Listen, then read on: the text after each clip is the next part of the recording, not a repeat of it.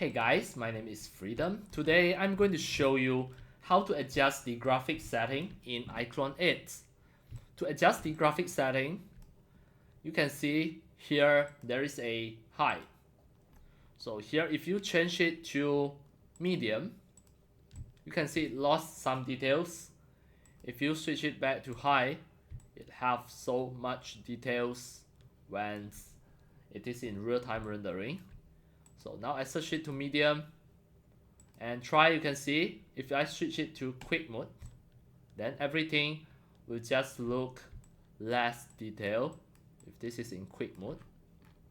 Then if I switch it to minimal, all of the material texture will lost, and then now you can see all of the texture, it will just load 1 pixel.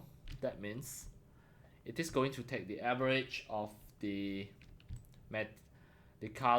average color of the material. So at least you can just choose the quick mode or switch it to high.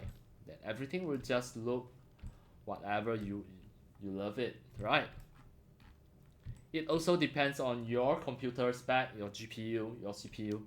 If you have a really strong computer with strong GPU and CPU, you can always just put high. Or if you have a slower computer, you can just switch it to medium or quick mode.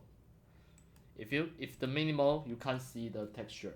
Alright, that's all for today about my tutorials on how to set the graphic setting, how to adjust the graphic setting for your iClone 8 3D model, the 3D animation software for your real-time rendering in iClone 8.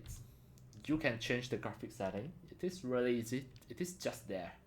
Alright, that's all for today. Thank you for watching.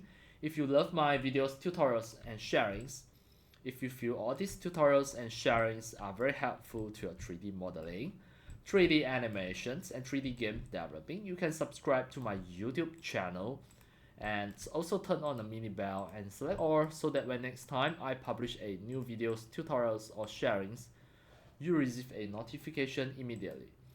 See you in my next video. Enjoy! Happy 3D modeling, 3D animations, and 3D game developing. See you!